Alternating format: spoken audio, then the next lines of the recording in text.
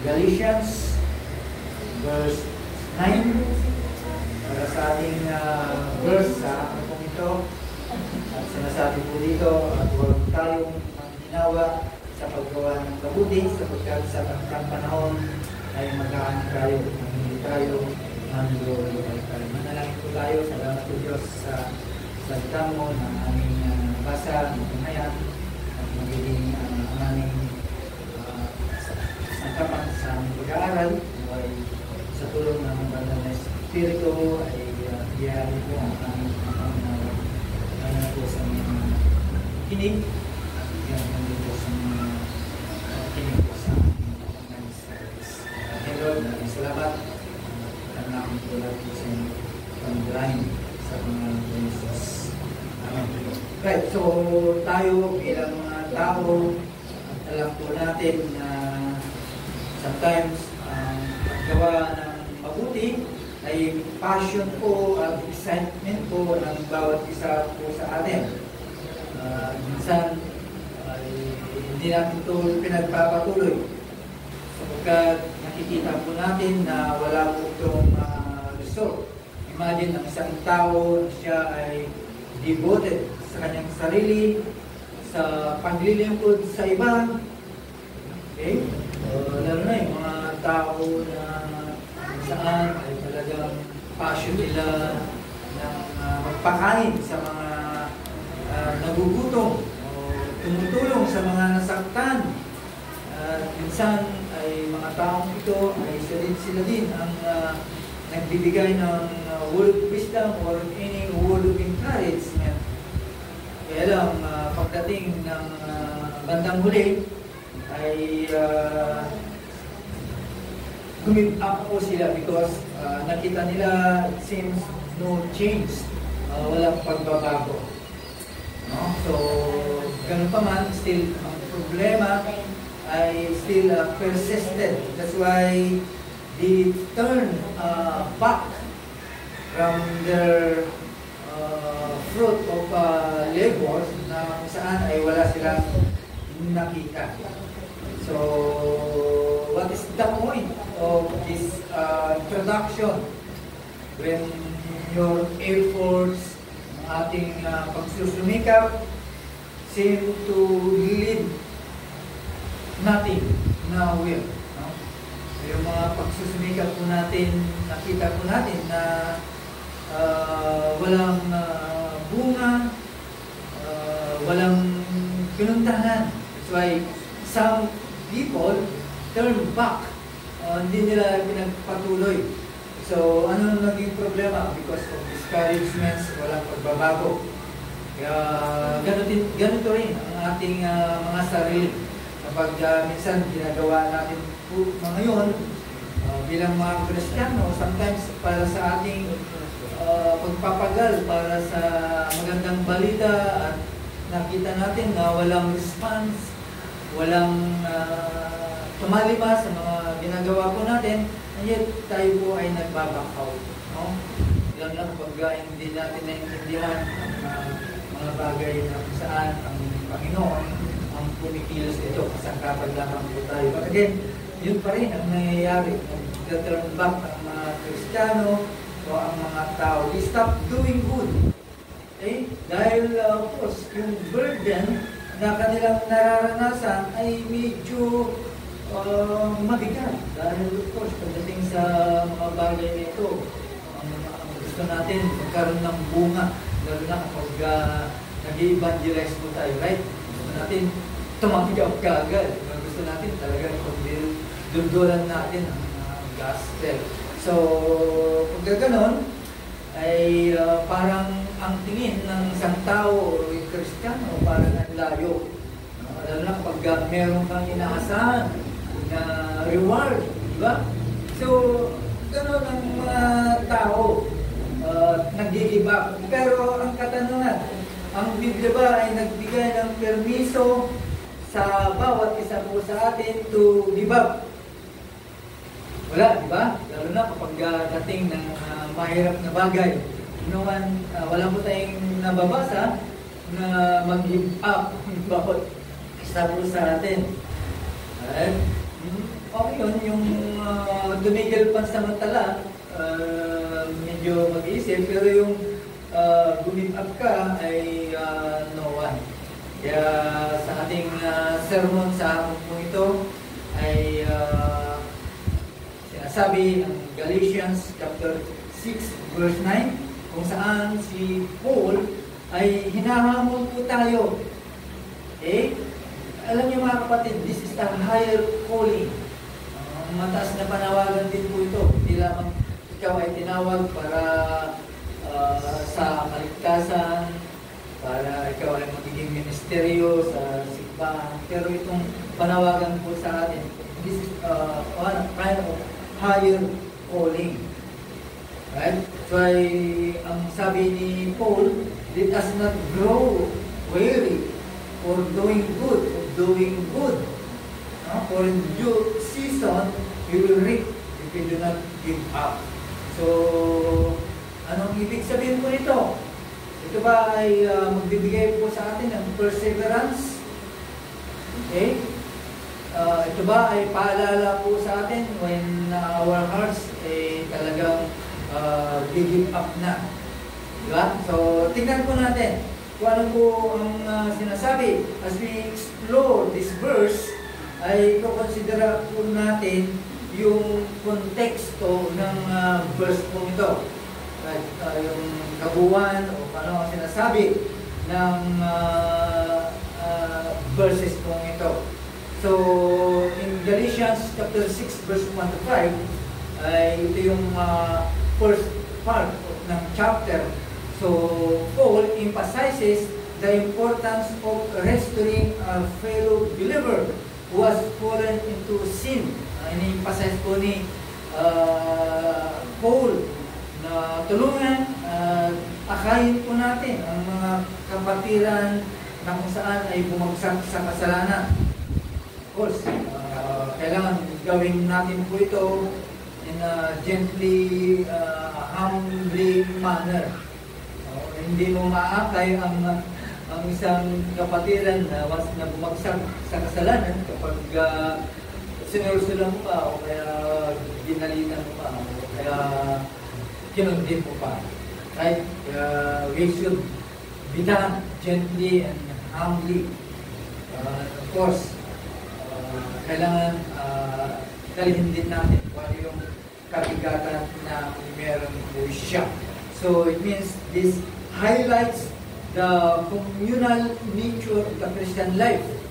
Ito yung natural na gawain ng isang Kristiyano sa kanyang buhay is to do good. No? Ano ba yung good? Ano ba yung alam po natin na paggawa ng mabuti? Marami, right? Yung pagpapakita ng kindness. Diba? Pagpapakita ng kabutihan sa mga Kristiyano, sa mga tao na nawalan ng pag-asa. So you as believers are to be called, to care. Kaya tinawag ka para bigyan ng ng tulong sa mga, lalo na sa mga Kristiyano, mga kapatid po natin, para sila po ay ma-restore, of course, bumalik po sa kanyang pagiging mananampalataya at pagiging tapat sa buhay Kristiyano. Now, in Galatians chapter 6, verse 8 hanggang verse 8, ay pinagpatuloy pa rin ni Paul. He continue by teaching. No? Itinuturo niya yung prinsipyo ng pagtatanim. Binanggit niya pa rin yun, yung pagtatanim, yung prinsipyo ng pagtatanim at yung pag-aani. So, ibig lang sabihin, pinapakita niya na itong idea na to, it is a personal responsibility in supporting ministry. So, in-encourage niya ang mga mananampalataya to provide. Nakita, binanggit po yun. Of course, tayong mga mananampalataya ay in-encourage tayo ni Paul to provide financial support to those people, to those teaching the Word of God. Yun yung litanya po niya, yun yung karugtong. Kaya binanggit niya po yung tawag nito, prinsipyo ng sowing and reaping. So, ito po ay panawagan o encouragement to those believers to provide financial support to those who teach the word and reminds them that whatever one sows, that will also reap. Wow, meron palang bunga, meron palang reward sa mga nagsusupport. May mga balik. Yan naman talaga ang prinsipyo, di ba? Kapag nagbigay ka, babalik. Okay? Yan yung prinsipyo na nakikita po natin. Kaya kapag hindi ka nagbigay, wala din magbibigay sa iyo. Okay? Prinsipyo po yun. Hindi lang prinsipyo sa Biblia, kundi prinsipyo din sa labas. Kaya tama lang yung sinasabi ni Paul, the one who sows ay yan din, ay mag-aani po din po siya. Kaya ito yung pundasyon na nasa isip kung saan si Paul ay bigla siyang nag-shift into exhortation, personal exhortation to become steadfast. Ito yung meaning ng text po natin. So, again, anong sabi ni Paul? Huwag kayong manghinawa. Let us not grow weary and doing good. Huwag kayong manghinawa ng gumawa ng kabutihan. Okay? Kaya lang problema, kahit tayo yung mga Kristiyano, minsan hindi natin ito nagagawa po rin. Kung pa yung mga ibang tao, ibang hindi Kristiyano, nagagawa nila ito. Why? Because alam po nila yung prinsipyo. Kasi tayo pa kaya, bilang mga Kristiyano, sigurado po yung reward po nila. If we do good. Kaya una, meron tayong tatlong punto po dito. Una, yung exhortation po ni Paul. Here, Paul, exhort. Or command. Hindi lang po exhortation, kundi ito ay utos na huwag tayong manghinawa ng paggawa ng mabuti. So, anong ibig sabihin ng manghinawa o willing talto and Greek word? Lost heart. Huwag kang mawalan ng pag-asa. Huwag kang mawalan ng puso sa direktang translation ng lost heart. Ibig sabihin, huwag kang maghinawa ng gumawa ng mabuti. Right? Yan po yung ibig sabihin po nito. Ibig sabihin, huwag kang ma-discourage. Huwag kang magkaroon ng faint-hearted.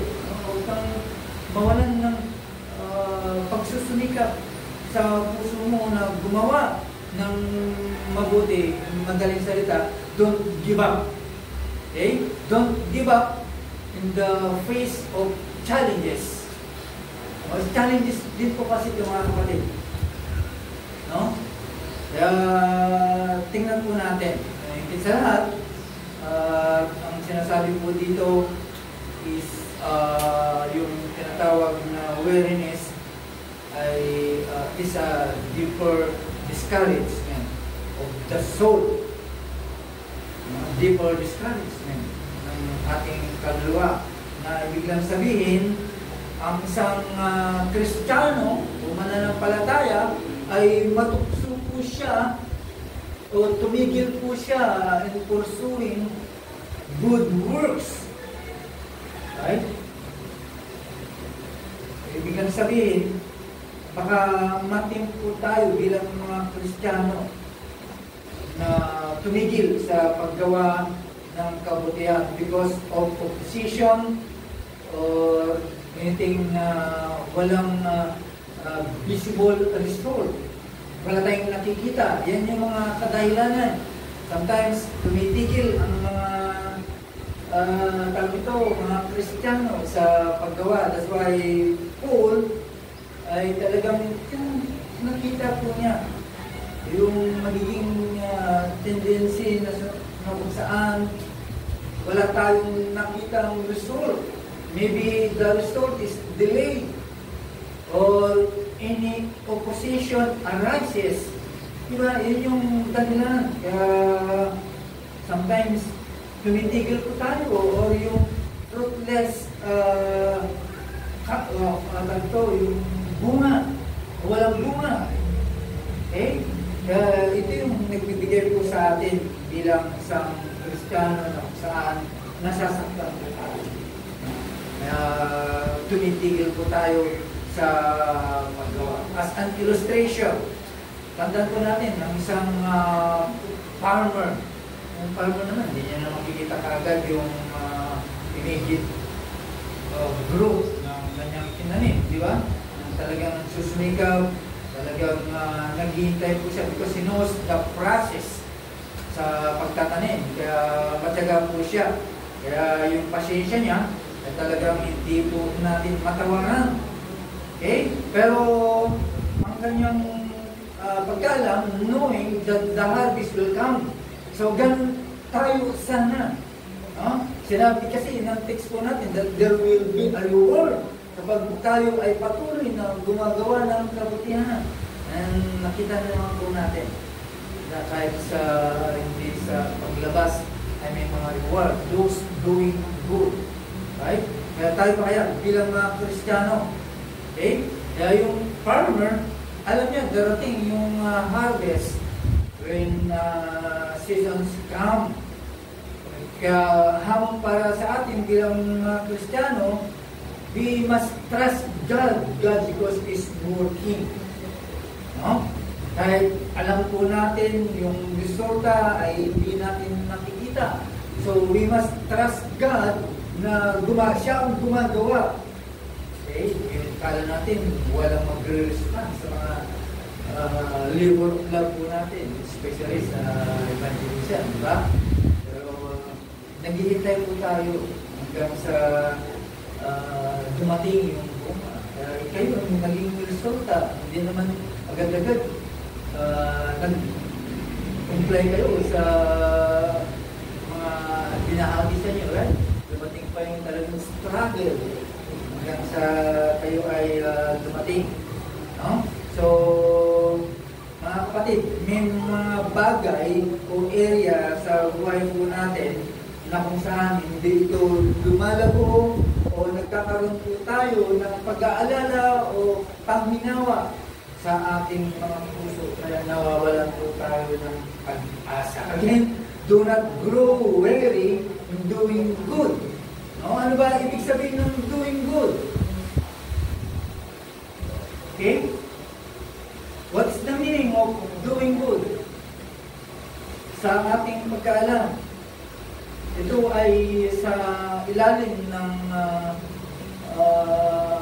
translation o interpretation ng Biblia, hindi yung gumawa ka ng mabuti, kundi ito yung paggawa ng pagsunod sa Diyos. It refers to acts of obedience to God. Una, of course, sa Diyos. No? And then, dadaloy lang po yun hanggang sa dumating na ikaw ay magiging mabait sa mga tao. Walang ganun sa mga wala sa Diyos. Maaaring makita mo yung kindness niya, pero there is a hidden agenda na nakalagay po doon. Pero sa iyo, bilang Kristiyano, ay totoo po yun. Because ito ay pinamumuhay po natin. We are living righteous. Kaya yung pagtulong po natin, totoo po yun. No? Ito ay hinubog. Okay? Ng pagmamahal po natin sa Diyos, yung pagsunod natin sa Diyos. Kaya yung pagtulong po natin ay parte ito ng pamumuhay po natin bilang mga banal, bilang mga Kristiyano. Kaya ang pagtulong ay hindi po ito occasional. No? Hindi ito, sige, tulong po dahil, hindi, nakapatid. Hindi ito po ay lifestyle of continually sowing seeds of good works. No? Hindi ito occasional moment of kindness. Right? Sa mga hindi Kristiyano siguro, occasional po yung moment lang ng kindness. For us, it is a lifestyle. Magiging lifestyle na po natin ang paggawa ng mabuti. Ibig sabihin, patuloy na nagtatanim ka ng kabutihan.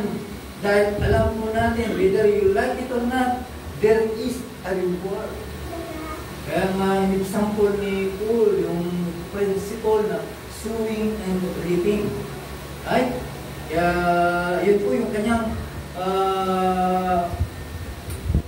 ipinakita sa atin. Now, ano ba yung mga iba pang doing good? Okay, bukod dun sa show kindness, of course. Nandito ka sa simbahan, membro ka dito ng simbahan. So, anong gagawin mo? You have to serve your church. Serving in the church. Anong magagawa mo sa simbahan? Siguro, pwedeng kalikot-kalikot yan. Anything na may ampag mo, pero ito lang. You have the right. Meron kang encourage ng mga ibang kapatiran na nanlulupay-pay. Okay? Yun yung doing good. O kaya meron akong pangailangan. Meron pangailangan ng isang kapatid at nagbigay ka ng pagkakataon na matulungan. Right? Yun yun. Okay? Anything support, especially financial support. Wala tayo dyan. Sometimes meron. Di ba? Ganun yun. Marami pa ang gawain ng isang Kristiyano sa kanyang simbahan. Attending corporate prayer, isa pa yun sa gawain. Evangelism, teaching Bible studies, lahat po yun. It is a good. Dahil sa pagsunod po natin sa Diyos. Right? Mga kapatid, ang example ng yung the parable of Good Samaritan as an illustration. Okay? Diba? Isa pong illustration na kung saan yung Good Samaritan, maraming dumaan. Mga religious leader pa, may mga sino-sinong ugas dumaan. Maraming mga religious. So, dinaanan nila yung isang tao na nakahandusay. Okay? Dinaanan nila while this Good Samaritan, nakita niya yung tao. Kinuha niya, iniiwan niya sa ospital. Okay? Nag-iwan siya ng $1 million, mahal na siya. Basta, ito yung pera, okay? Mahal na rin ka. Parang ganun po tayo, bagamat wala pa tayo ganun pala yung pera. No, hindi kang sabihin, gumagawa po tayo bilang isang lifestyle. No, ito, hindi nila lifestyle yun, hindi nila natutunan. Pero tayo mga Kristiyano, alam po natin, nakaakibat ito ng pagiging Kristiyano po natin. Na ibig kang sabihin, binibigyan tayo ng pagkakataon para tumulong at may pakita yung pagmamahal na dumami sa iyo, galing sa iyo, Panginoon. May pakita mo doon sa tao. Lahat po yun ay pagkakataon na dapat po nating palagpasin. Now, sabi po ng 2 Thessalonians chapter 3 verse 13, okay? Sabi po doon, as for you, brothers, do not grow weary in doing good. Right? Okay? Ito ay galing po ito sa closing instruction ni Paul sa mga taga-Thessalonica na simbahan, Thessalonian Church. Okay? Na ibig sabihin, this instruction, it carries both moral and spiritual encouragement to believers. Sa mga mananampalataya who might feel discouraged in their efforts to live out their faith. Encouragement ito sa mga mananampalataya. Kaya, ipamuhay po natin ang ganitong klase ng pamumuhay because of our faith. No? So, may papakita po natin ang iyong pananampalataya, hindi lamang sa paniniwala na ganito ang mangyayari kapag hiningi mo ng Diyos. Sasagutin ng Diyos dahil meron ng pananampalataya mo. Hindi lang po doon nasasakop ang pananampalataya, kundi nasasakop din po niya sa paggawa ng mabuti. Right? Mga kapatid, sa konteksto ng passage kong ito, ibig lang sabihin, si Pablo, he was addressing this issue in the church. Ina-address niya, ibig lang sabihin, meron siyang nakita na pagkukulang ng mga Kristiyano, lalo na sa loob ng simbahan. Particularly about some believers. No? Lalo na sa mga namumuhay, living idol lives. Ibig sabihin, hindi tama ang kanilang pamumuhay. Unwilling to work. Okay? Bis na ikaw ay makatulong, ikaw pa yung tawag ito, yung sagab. Hindi makaikot yung gulong. Ito yung mga tao na they become a burden. Okay? Sila pa yung mga problema sa loob ng simbahan para lang magkaroon ng disorder sa church. Kaya ito ang sinasabihan ni Pablo na address po niya. That's why ito ang kanyang litanya sa loob ng simbahan. At yan din ang litanya na nangyayari din sa loob ng simbahan sa ating simbahan. Diba? In every church, there are brothers who become a burden. Okay? At sila pa, kasama pa sa mga gumagawa ng disorder inside the church. Kaya ito yung sinasabi ni Paul. In contrast, Paul encourage. No? Kaya bumaling po siya sa mga talagang tapat na mananampalataya. At in-encourage po niya to do good works. Despite these challenges. Okay? Na sana hindi kayo masaktan. May group kasi sa simbahan, there are two groups. Merong grupo na against sa pastor. Merong grupo na nagmamahal sa pastor. Hindi maiwasan po yun. Kahit sabihin natin mga tahimik po ito, pero within their attitude, makikita po natin po sila. Ang kanilang mga behavior. Okay? Yan ang nagiging dahilan para mas naman yung mga iba. Okay? So, again, balikan po natin in Galatians chapter 6, verse 2. That's why Paul encourages one another to help or to ease their burden. Nahamon po tayo ni Pablo na tulungan natin nabibigat ang mga kapatid para maghahanap po sila. Okay? For our reflection, first take a moment to consider where have you grown weary in doing good?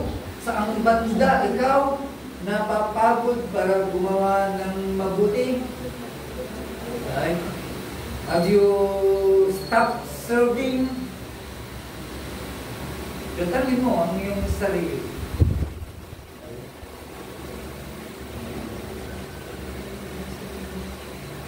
At balikan mo yung encouragement ni Paul to persevere. Okay, kung meron mang area sa iyong buhay saan ay tumigil ka ng paggawa ng mabuti. Balikan mo si Paul, yung kanyang encouragement sa persevere. Talingin mo ang iyong sarili. Isang banda ako nagkamali o nagkulang doing good o kaya napagod ng gumawa ng mabuti. Kung sakali man tumigil ka na sa paglilingkod, tumigil ka na sa iyong panalangin, tumigil ka na sa pag-share ng iyong pananampalataya because of discouragement, may panawagan po ang Diyos.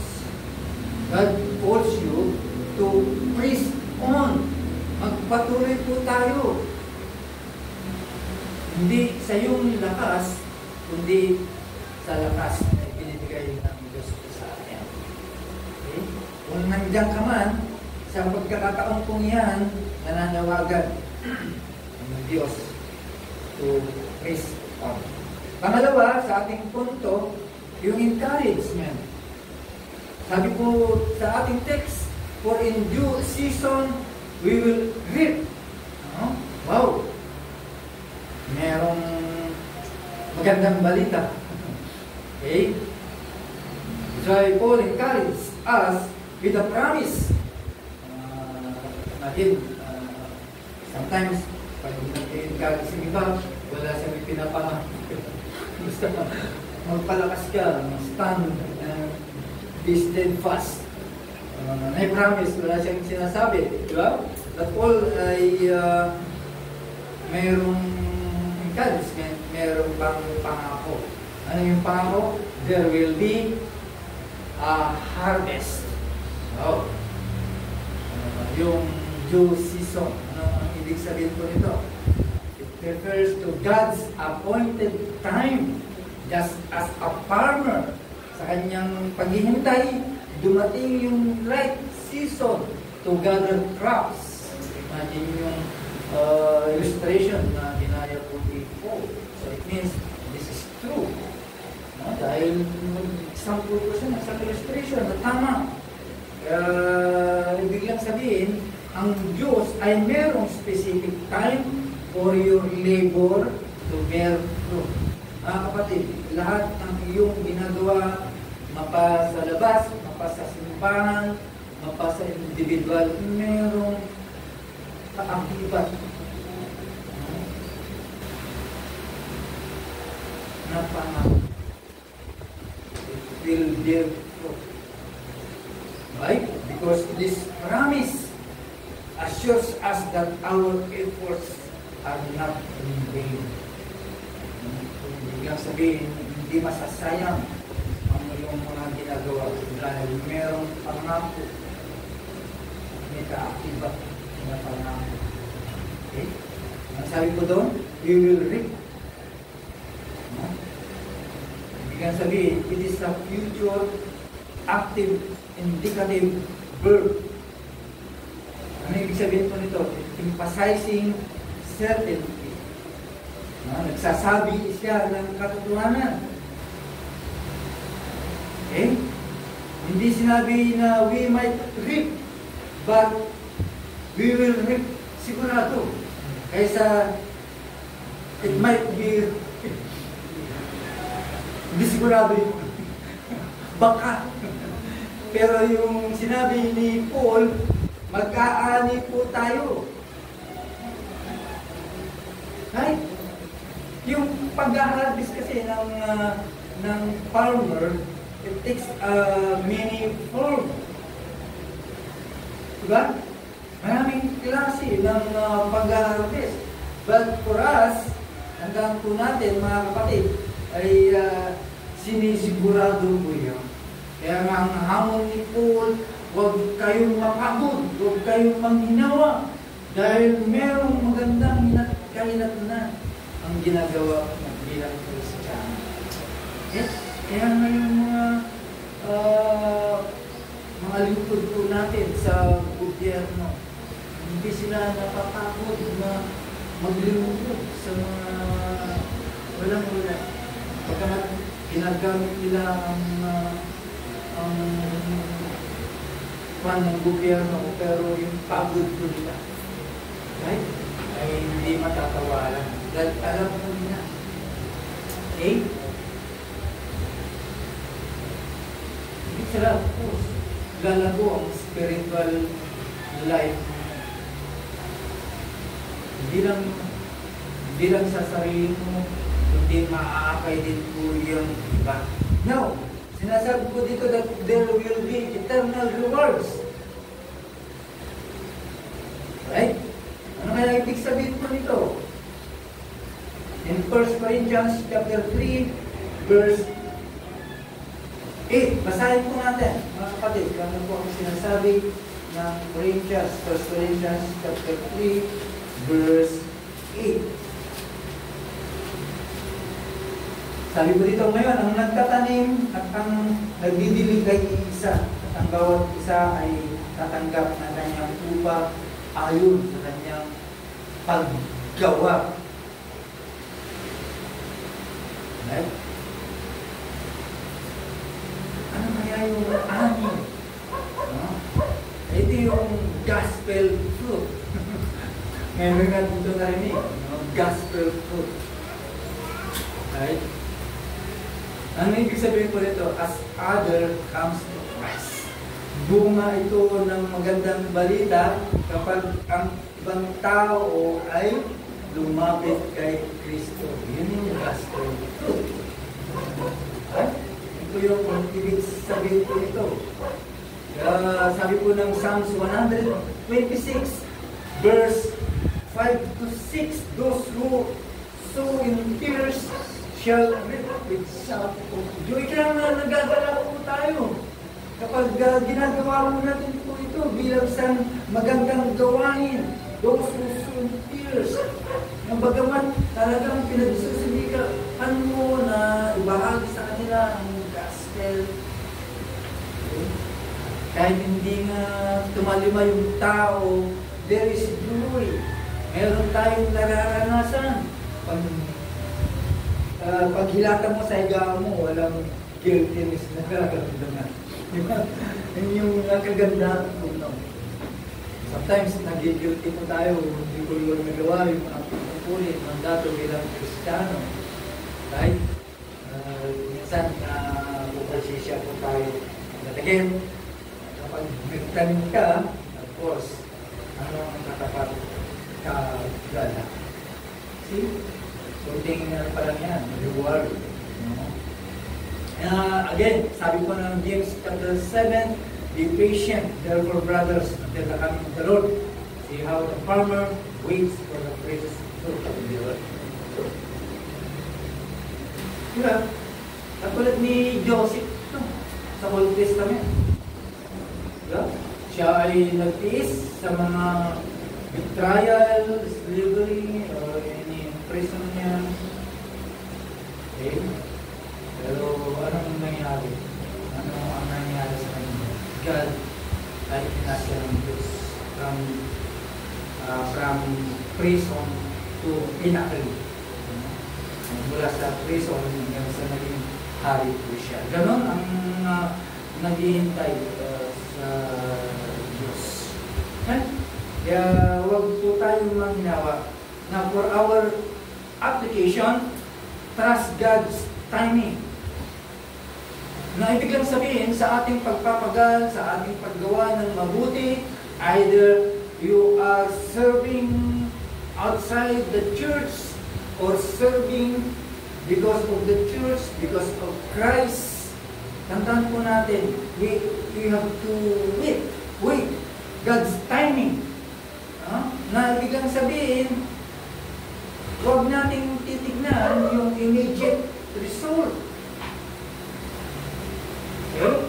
Para hindi tayo ma-discourage, kundi hintayin po natin yung timing ng ating Panginoon because His timing is always perfect. Diba? Huwag kang matakot dahil alam mo, walang magiging bunga. But again, keep doing good. No?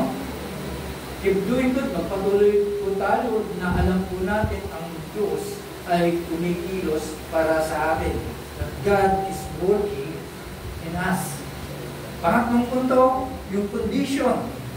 Yung condition, if we do not give up, yung condition. Sabihin, there is a condition. That's why Christian stop doing good. May mga condition din. No? Tinuruan tayo ni Paul, right? That's why Paul teaches us that salvation is not earned by good works, but the faith that saves is a faith that works. Ibig lang sabihin, if we do not give up, okay? Ibig lang sabihin, mayroong condition. May condition para ang isang Kristiyano ay mag-persevere po siya. Kapag ginarantihan po ito ng Diyos na merong aanin, right? Of course, meron tayong aanin dahil maraming mga pinili ng Diyos. Hindi natin alam kung sila. Kaya ang trabaho natin ay hanapin po sila. Kaya God guarantee that there will be a harvest. Ang ating mga responsibilidad lang ay magpatuloy, is to persevere. Right? Kaya if you are doing good works, magmamanifest. Merong magiging ebidensya po ito. Okay? Merong lalabas na bunga ito. Kapag wala, ibig lang sabihin, patay ang pananampalataya.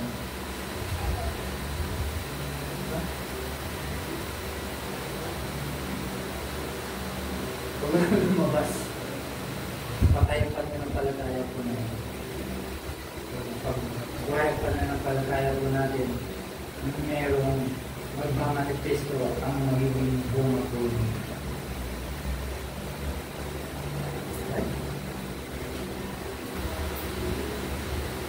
Why Paul is reminding us his harvest is promised only those who endure to the end.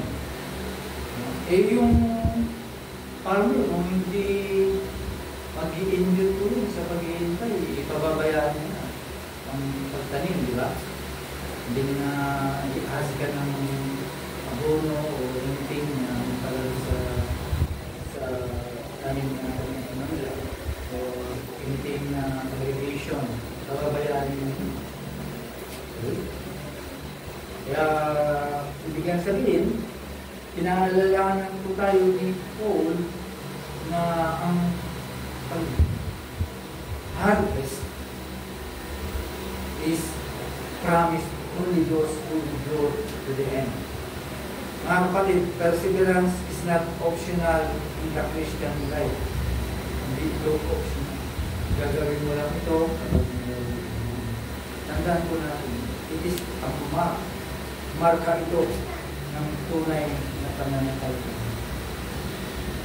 Marka ito ng tunay na Kristiyano. It is a mark of a true faith. Kaya, again, basahin po natin Hebrew chapter 10 verse 36. Doon ang sinasabi ng Hebrew chapter 10 verse 36.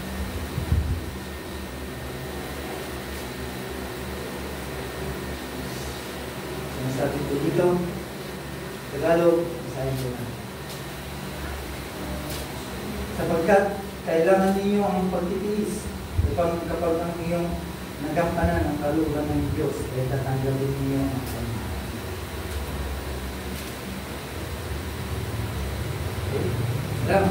Sometimes there is temptation to give up. Malakas po ito kapag tayo po ay tumatahak ng kahirapan sa ating mga dinadaanan. Pero again, ang scripture patuloy na nangangako na dapat tayo ay mag-endure. Okay? Anong sinasabi ng James chapter 1 verse 12? Blessed is the man who remains steadfast under trial, for when he has stood the test, he will receive the crown of life. Kaya tayo po ay lumakad na merong pagtitiis na kung saan ito ay ibinigay sa atin ng Panginoon. Tumingin lamang tayo sa ating Panginoon. Siya ang founder and perfecter of our faith. Right? As our reflection, as we conclude, let's reflect on how this passage applies to our lives. So ngayon, tingnan po natin kung paano ang passage nito ay mag-apply sa ating mga buhay. Ano ba ang area sa buhay mo na kung saan ay gusto mo nang mag-quit o gusto mo nang tumigil? ito ba ay sa ministry? Okay? O sa pag-aasawa? Meron tayong kapatid. Tignan natin, baka mag-quit ka na sa mga bagay na ito sa area ng buhay mo, or maaaring you are tempting to quit. Whether it's ministry, marriage, prayer, personal holiness. Anong gagawin po natin? Ask God. Manalangin po tayo at naningi po tayo ng biyaya to endure. Ask God to give you grace to endure. Diba? Of course, manangan po tayo sa kanyang mga pangako para tayo ay makapagpatuloy. Okay? So, when should we do good? And to whom should we especially do these things? Sabi ng Galatians chapter 6 verse 10, last verse. Sabi po doon, balikan po natin ang Galatians. Gusto ko lang mag-ring na po sa puso mo natin po ito. Okay? Sabi po dito, then while we have opportunity, let us do good to all people, especially those who are the household of the faith. Okay? Ang kapatid, sa ating pagtatapos, ang exhortation ni Paul dito sa Galatians chapter 9 ay parehas na ito ay practical at hindi lang ang practical kundi mapangako sa hopeful and practical. Okay? Though the part of doing good, na ibiglang sabihin, yung paggawa po natin ng kabutihan, maaaring mapagod po tayo.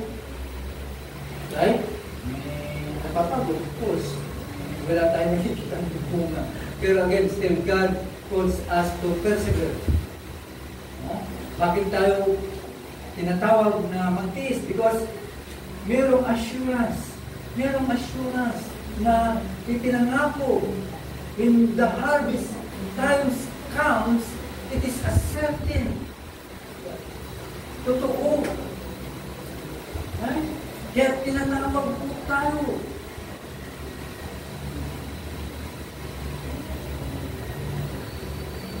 Tinatawag po tayo. Dahil ito po ay nagbibigay po sa atin ng kasiguruhan na ang pag-aani ay mayroong katotohanan. Kaya ang hamon, ito ba ay napapagod sa paggawa ng kabutihan, either inside the church, outside the church, doing your ministry, o sa pagiging Kristiyano mo, napapagod ka na sa panalangin, right? Anything na gawain sa loob ng sipahan, bilang isang Diyos. Ito ba ay napapagod na? Tandaan mo natin. Take heart. Ibig sabihin, magpatuloy ka para nakikita ng Diyos ang iyong pagpapagod. Trust Him. Okay? Magtiwala lang po tayo na magbunga. Magkaroon po tayo ng harvest. Ask God. Hamon, ikaw ba ay nagsusunikap? Will you persevere? Or baka yung pag-aalala ay siya ang magnakaw sa iyo? Okay? Kasi pag nag-aalala ka, nanakawin yung kagalakan mo, okay? Yung sinasabi na reward, time count, reaping, baka manakaw po yun. Sayang, no? Baka manakaw. Right?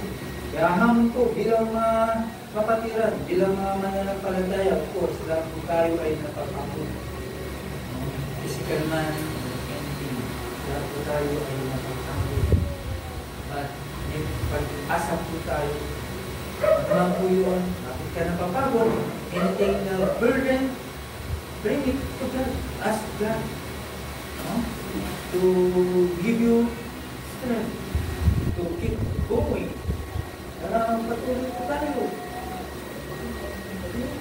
At bigyan ka ng endurance, pagtitiis to remain faithful. Para mananatili ang iyong katapatan. Tandaan po natin mga kapatid, in due season, you will reap if you do not give up. Okay? Last, para sa ating pagtatapos, para sa ating application, sa ating mga buhay, keep serving in faithfulness, not silent. Tayo tumingin sa mga bagay na nakikita po natin, hindi maglingkod po tayo ng merong katapatan. Kapag dumating man yung pagkakataon na ikaw ay nanghihinawa, remember that God's called you to do good. Right? Kapag nanghihinawa ka na, ay mayroong panawagan ng Diyos. At magtiwala ka sa mga ipinangako ng Diyos that in due season, you will reap. Kaya ang gagawin mo, mag-focus ka lang sa iyong katapatan. Focus naman po tayo bilang mga mananampalataya sa ating katapatan. Tandaan po natin, hindi sabihin, nakikita ng Diyos ang ating mga ginagawa. Alam ng Diyos ang ating ginagawa. Alam ng Diyos. Sakali man nangihina ka, ibig sabihin, we have to renew our strength through God's power, of course. Saan pa tayo bumukod ng lakas ng bilang ating Panginoon? Kaya sometimes, parating yung discouragement na tayo ay tumigil na sa ating pagiging Kristiyano, paggawa ng kabutihan sa mga tao, sa ating kapwa Kristiyano. Na naman po tayo sa lakas na ibigay ng Diyos. Tandaan po natin, ang paggawa ng mabuti ay hindi para sa ating mga sariling kakayahan, kundi yung lakas na ibinibigay ng Diyos sa atin. Kaya hamon, we have to renew our spiritual vitality through prayer, through scripture, through fellowship, to other believers. Kailangan po natin natin yung ating Panginoon ay nagbigay ng kasangkapan ng kanyang bigay. Dapat po natin po ay manilin po yun. Okay? Ang huli, look beyond yourselves to bless others. Okay? Kaya kapag nakita nila yung pagtitiis mo, yung perseverance mo, malaki ang impact po nito sa yung nasa paligid. Makikita nila ito, especially mga kapatid sa inyong mga kabahan, mga household. Makikita nila. Hindi nila isasanta dito. Pag nakita nila yung persevere mo, yung pagtitiis mo, makikita yun ng iyong mga talong ng bahay. Lalo na yung mga kasama mo. Those household of faith, mga kapatiran. Kaya yung pagtitiis mo ay siya din ang magiging dahilan para gumawa din ng iyong kapatid. In doing good, makikita nila yun. Mga-influensyahan po natin po sila para sila ay gumawa din. May-influensyahan sila na sila din ay magiging tapat sa simbahan. Magsisimba din sila kapag nakita nila every Sunday ay nagsisimba. Okay? Pag nakita nila mong naatid ka ng corporate prayer, sila din ay mga influensyahan. Tandaan po natin, bilang lingkod, ito ay nagpapatunay na ikaw at yung testimonya mo ay totoo, lalo na sa mga unbelievers. That po yun, mga kapatid, ay bunga ng yung ating kabutihan. Last, it's a challenge. Ask God to show you someone who needs of your continued kindness.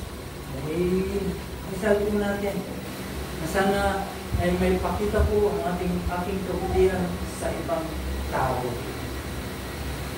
Okay? Na sana bigyan ka ng extra patience o effort para magawa natin po ito. Higit sa lahat, magkaisa para magampanan po natin yung pagpapasipin. Huwag kang hiwalay. Kailangan kasama ka. Kasama ka. Kaya dapat sama-sama po tayo sa pangalan ni Kristo. Okay? Mag-taste po tayo through His strength. Kaya hindi ka makakapag-persevere kung ikaw lang ay nag-iisa. Apart from Christ, you cannot persevere in doing good. Diba? Diba sabi ng Panginoon, apart from me, you can do nothing. You can do good. Kapag wala ka sa akin, you can do nothing. Kaya yun po yung mensahe na kung saan ay in-encourage tayo ni para gumawa ng okay, nangyaring po tayo. Kung ikaw ay nakakaranas ng panginawa, okay, saan mo, tabayaan mo ang ating Panginoon na siyang sa iyo ay muli kanyang palakasin alang-alang sa kanyang akulan. Maraming tayo. Maraming salamat po Diyos sa mensahe na pamayan sa pagkakas ito.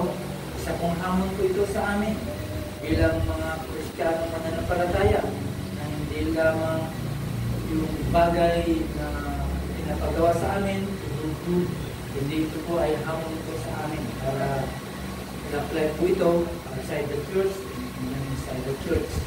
Kaya sana Diyos ay may sakatuparan po namin po. Nagawa namin po ito kasi sayang po ito Panginoon. Hindi po ay palalagpasin lamang po namin.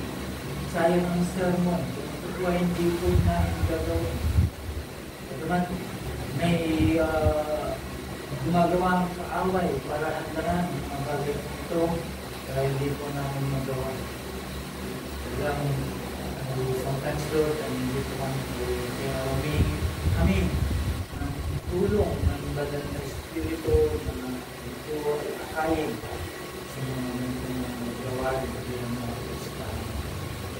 Maraming salamat po Diyos sa mensahe na aming pakinggan ang bigay po sa amin makakain ng patuloy hindi po manghinawa sa mga bagay ng pananampalataya patuloy Diyos buhay ko ng aming pananampalataya na gumawa ko ng mga lalo na po sa mga kapatid na nandito po sa mga salamat po sa pagdalangin sa pangalan ng Jesus.